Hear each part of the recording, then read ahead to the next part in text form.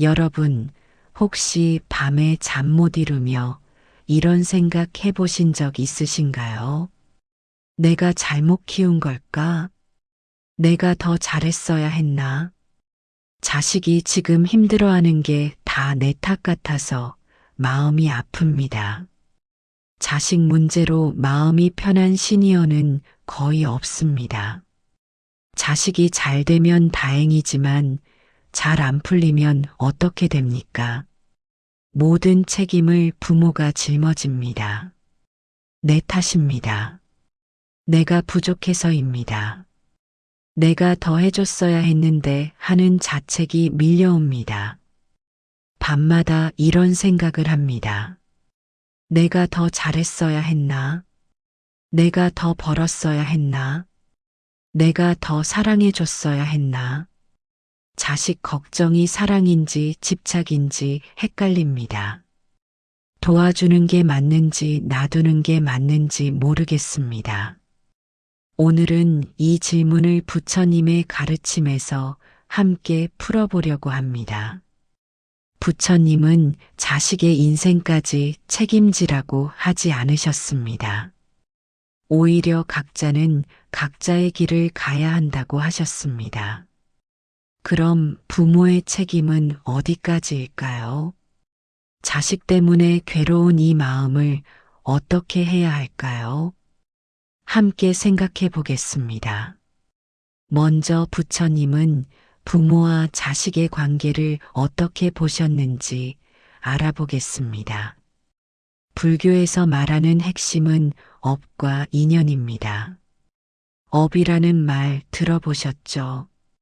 각자가 지은 행위와 그 결과입니다. 인연은 만남의 이유입니다. 부처님께서는 부모와 자식도 인연으로 만난 것이라고 하셨습니다. 전생의 업으로 이번 생에 부모와 자식이 된 겁니다.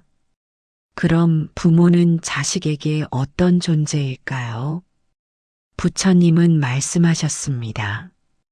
부모는 인연을 맺어준 존재일 뿐 인생의 주인은 아니라고요.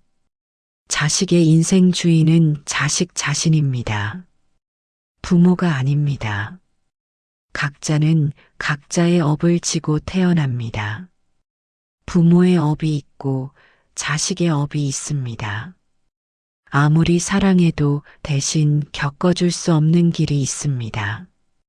부모가 아무리 원해도 자식의 고통을 대신 겪어줄 수 없습니다. 자식의 업은 자식이 풀어야 합니다. 이게 부처님의 가르침입니다. 여러분, 부모의 책임과 자식의 인생은 다릅니다. 부모는 키울 책임이 있습니다. 먹이고 입히고 가르칠 책임이 있습니다. 하지만 자식의 인생을 대신 살 책임은 없습니다. 자식이 어떤 선택을 하고 어떤 길을 가는지 그건 자식의 몫입니다. 부모가 결정할 수 없습니다. 부모가 책임질 수도 없습니다. 이 선을 분명히 알아야 합니다. 그 선을 넘어서면 괴로워집니다. 이제 시니어 여러분들이 가장 괴로워하는 자식 고민 4가지를 말씀드리겠습니다. 첫 번째는 잘 안 풀린 자식에 대한 죄책감입니다. 자식이 결혼을 못했습니다. 내 탓 같습니다. 자식이 직장에서 힘들어합니다. 내가 부족해서 그런 것 같습니다. 자식이 돈을 못 법니다. 내가 더 물려줬어야 했는데 하는 생각이 듭니다. 자식이 건강이 안 좋습니다. 내가 잘못 키워서 그런 것 같습니다. 모든 게 다 내 탓 같습니다. 내가 더 잘했어야 했다는 생각뿐입니다. 밤에 잠을 못 잡니다. 자식 생각에 가슴이 답답합니다. 내가 부족해서 이렇게 된 것 같아서 미안합니다. 이 죄책감이 부모를 괴롭힙니다. 두 번째는 끝없는 경제적 정서적 뒷바라지입니다. 자식이 힘들다고 하면 도와줍니다. 돈을 보태줍니다. 손주를 봐줍니다. 집안일을 해줍니다. 내 몸이 힘들어도 합니다. 내 돈이 부족해도 해줍니다. 왜냐하면 도와주지 않으면 불안하기 때문입니다. 자식이 힘들어하는 걸 보고만 있을 수 없습니다. 뭐라도 해줘야 마음이 편합니다. 그래서 계속 도와줍니다. 끝없이 도와줍니다. 언제까지 도와줘야 할까요? 모릅니다. 그냥 계속 도와줍니다. 그러다가 내가 쓰러집니다. 내 건강이 망가집니다. 내 노후 자금이 바닥납니다. 하지만 멈출 수가 없습니다. 세 번째는 자식의 선택을 이해하지 못하는 마음입니다. 자식이 이상한 직업을 선택했습니다. 이해가 안 됩니다. 자식이 이상한 사람과 결혼했습니다. 납득이 안 됩니다. 자식이 이혼했습니다. 받아들이기 힘듭니다. 자식이 내 말을 안 듣습니다. 답답합니다. 왜 저렇게 사는지 이해가 안 됩니다. 내가 더 나은 길을 알려줘도 안 듣습니다. 고집을 부립니다. 그럼 화가 납니다. 답답함과 분노가 함께 쌓입니다. 왜 내 말을 안 듣나? 왜 저렇게 힘들게 사나? 이해할 수 없습니다. 네 번째는 자식 문제로 자신을 탓하는 습관입니다. 자식이 실패하면 부모가 실패한 것 같습니다. 자식이 불행하면 부모가 잘못한 것 같습니다. 자식의 문제가 곧 내 문제입니다. 자식의 아픔이 곧 내 아픔입니다. 아니, 내 아픔이 더 큽니다. 자식은 견디는데 나는 못 견딥니다. 자식의 실패를 내 실패라고 믿습니다. 이게 사랑일까요? 아닙니다. 이건 사랑이 아니라 집착입니다. 자식과 나를 분리하지 못하는 겁니다. 자식의 인생과 내 인생을 구분하지 못하는 겁니다. 이 집착이 나를 괴롭게 만듭니다. 그럼 이제 왜 자식 문제는 나이가 들수록 더 아픈지 말씀드리겠습니다. 몸은 늙어갑니다. 기력이 떨어집니다. 건강이 안 좋아집니다. 하지만 마음은 여전히 부모 역할에 묶여 있습니다. 자식 걱정을 멈출 수가 없습니다. 자식이 30이 넘어도 걱정입니다. 40이 넘어도 걱정입니다. 50이 넘어도 걱정입니다. 언제까지 걱정해야 할까요? 죽을 때까지입니다. 아니, 죽어서도 걱정입니다. 자식의 고통을 보면 내 삶 전체가 무너지는 느낌입니다. 내가 평생 뭐 했나 싶습니다. 자식 하나 제대로 못 키웠나 싶습니다. 내 인생이 실패한 것 같습니다. 이게 나이든 부모의 마음입니다.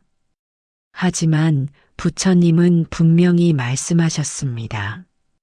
각자는 자기 업의 주인이라고요. 자식도 자기 업의 주인입니다. 자식의 고통은 자식의 업입니다. 부모가 대신 질 수 없습니다. 부모가 아무리 괴로워해도 자식의 업은 안 사라집니다. 오히려 부모만 더 괴로워집니다. 자식을 걱정하는 마음이 나를 태워버리고 있다면 그건 책임이 아니라 집착입니다. 사랑이 아니라 집착입니다. 이 집착을 놓아야 합니다. 그럼 어떻게 놓을 수 있을까요? 부처님께서 가르치신 부모의 바른 마음자리 5가지를 말씀드리겠습니다. 첫 번째입니다. 도와줄 수는 있어도 대신 살 수는 없다는 것을 아는 겁니다. 이 선을 분명히 해야 합니다. 부모는 도와줄 수 있습니다. 조언해 줄 수 있습니다. 응원해 줄 수 있습니다. 하지만 대신 살 수는 없습니다. 자식의 인생은 자식이 사는 겁니다. 자식의 선택은 자식이 하는 겁니다. 자식의 실패는 자식이 감당하는 겁니다. 부모가 대신할 수 없습니다. 이 선을 넘으면 고통이 시작됩니다. 부모도 괴롭고 자식도 괴롭습니다. 선을 지켜야 합니다. 도와주되 대신 살지는 않는 겁니다. 두 번째입니다. 자식의 선택을 존중하는 것이 자비라는 것을 아는 겁니다. 부모는 자식이 잘 되기를 바랍니다. 그래서 이래라 저래라 합니다. 이렇게 살아라. 저렇게 하지 마라. 이건 사랑입니다. 하지만 자식이 안 들으면 어떻게 됩니까? 화가 납니다. 답답합니다. 그럼 통제하려고 합니다. 억지로라도 내 뜻대로 하게 하려고 합니다. 이건 사랑이 아닙니다. 이건 통제입니다. 집착입니다. 진짜 자비는 뭘까요? 자식의 선택을 존중하는 겁니다. 내 생각과 다르더라도 존중하는 겁니다. 내가 보기에 틀렸더라도 존중하는 겁니다. 왜냐하면 그게 자식의 길이기 때문입니다. 자식이 선택한 길입니다. 자식이 가야 할 길입니다. 부모가 대신 정해줄 수 없습니다. 존중하는 게 진짜 사랑입니다. 세 번째입니다. 죄책감으로 하는 도움은 업을 키운다는 것을 아는 겁니다. 부모가 자식을 돕는 이유가 뭘까요? 자식이 불쌍해서입니다. 자식이 힘들어서입니다. 이건 좋은 이유입니다. 하지만 죄책감 때문에 돕는다면 어떻게 될까요? 내가 부족해서 미안해서 돕는다면, 내가 잘못해서 그러니까 돕는다면, 이건 좋지 않습니다. 죄책감으로 하는 도움은 건강하지 않습니다. 부모도 괴롭고 자식도 부담스럽습니다. 서로를 묶어버립니다. 부모는 죄책감에 묶이고 자식은 빚진 마음에 묶입니다. 이게 업을 키우는 겁니다. 불안해서 나온 행동은 업이 됩니다. 순수한 마음으로 도와야 합니다. 죄책감 없이 도와야 합니다. 그래야 서로 자유롭습니다. 네 번째입니다. 부모도 자기 삶을 살아야 한다는 것을 아는 겁니다. 부모도 한 사람의 인간입니다. 자식을 위해 살아야 하는 존재가 아닙니다. 부모에게도 부모의 인생이 있습니다. 부모의 행복이 있습니다. 부모의 수행이 있습니다. 부처님께서는 모든 사람이 각자의 길을 가야 한다고 하셨습니다. 부모도 마찬가지입니다. 부모의 인생도 수행의 길입니다. 자식만 생각하며 사는 게 수행이 아닙니다. 나 자신도 돌봐야 합니다. 내 마음도 챙겨야 합니다. 내 행복도 중요합니다. 그게 이기적인 게 아닙니다. 그게 바른 길입니다. 다섯 번째입니다. 내려놓음은 포기가 아니라 신뢰라는 것을 아는 겁니다. 자식을 내려놓으라는 말을 들으면 오해합니다. 자식을 포기하라는 말로 들립니다. 아닙니다. 내려놓음은 포기가 아닙니다. 신뢰입니다. 자식을 믿는 겁니다. 자식이 자기 길을 잘 갈 거라고 믿는 겁니다. 자식에게 힘이 있다고 믿는 겁니다. 자식이 스스로 일어설 수 있다고 믿는 겁니다. 이게 신뢰입니다. 이게 진짜 사랑입니다. 매달리는 게 사랑이 아닙니다. 믿어주는 게 사랑입니다. 자식의 길을 믿는 용기를 내세요. 이 5가지가 부처님께서 가르치신 부모의 바른 마음자리입니다. 도와주되 대신 살지 않기, 자식의 선택 존중하기, 죄책감 없이 돕기, 부모도 자기 삶 살기, 내려놓음으로 신뢰하기. 이 5가지를 기억하세요. 이제 실제 사례를 말씀드리겠습니다. 부모 마음이 전환된 분들의 이야기입니다. 먼저 80살 최할머니 이야기입니다. 최할머니는 평생 아들 걱정으로 사셨습니다. 아들이 사업에 실패했습니다. 빚이 많았습니다. 최할머니는 자책하셨습니다. 내가 공부를 더 시켰어야 했나? 내가 돈을 더 모아줬어야 했나? 밤마다 이런 생각을 하셨습니다. 그러다가 우울증이 왔습니다. 불면증이 왔습니다. 혈압이 올라갔습니다. 병원에 입원하셨습니다. 의사 선생님이 말씀하셨습니다. 할머니 마음을 좀 내려놓으셔야 해요. 이러다 큰일 납니다. 최할머니는 말씀하셨습니다. 어떻게 내려놓아요? 내 자식인데. 그러다가 절에 다니시게 됐습니다. 스님 법문을 들으셨습니다. 각자는 각자의 업을 지고 산다는 말씀을 들으셨습니다. 아들의 업은 아들이 풀어야 한다는 말씀을 들으셨습니다. 처음에는 이해가 안 됐습니다. 내 자식인데 어떻게 모른 척 하냐고 생각하셨습니다. 하지만 계속 법문을 들으셨습니다.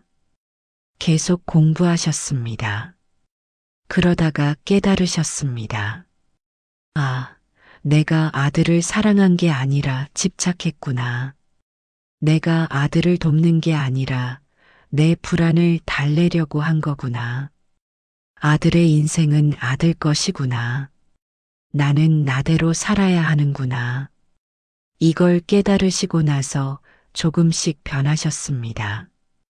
아들 걱정을 조금 내려놓으셨습니다. 아들한테 전화를 덜 하셨습니다. 아들 일에 간섭을 덜 하셨습니다. 대신 절에 가셨습니다. 염불하셨습니다.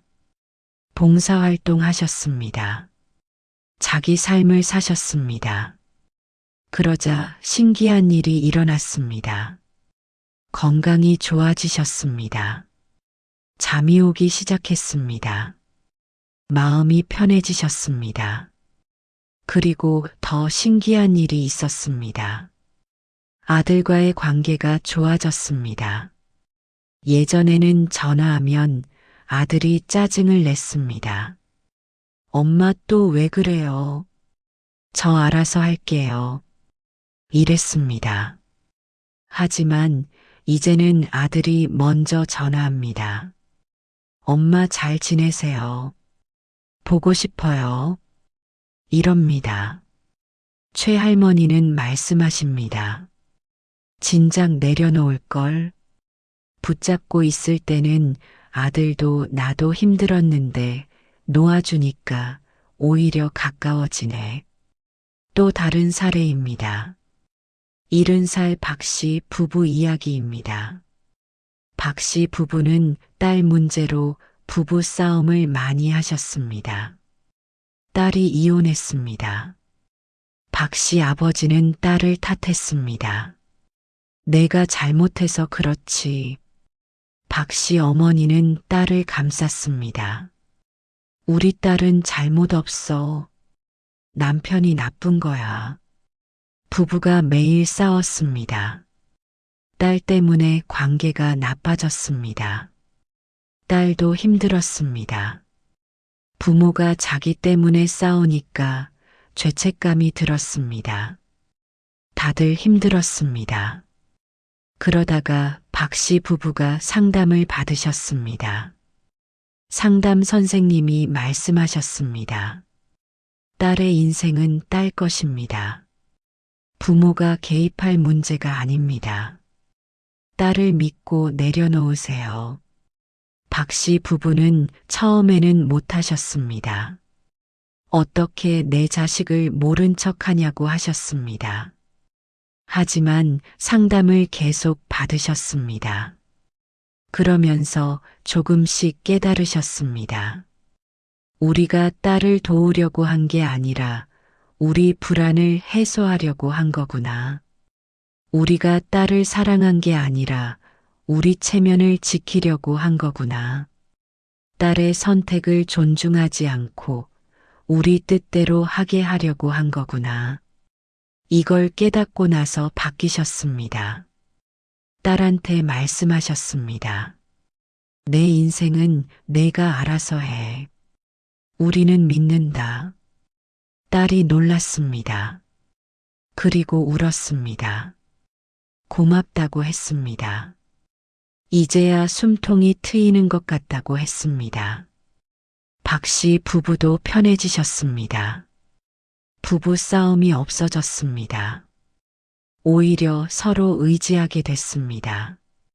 딸과의 관계도 훨씬 부드러워졌습니다. 박 씨 어머니는 말씀하십니다. 자식을 내려놓는 게 자식을 버리는 게 아니더라. 오히려 자식을 진짜 사랑하는 거더라.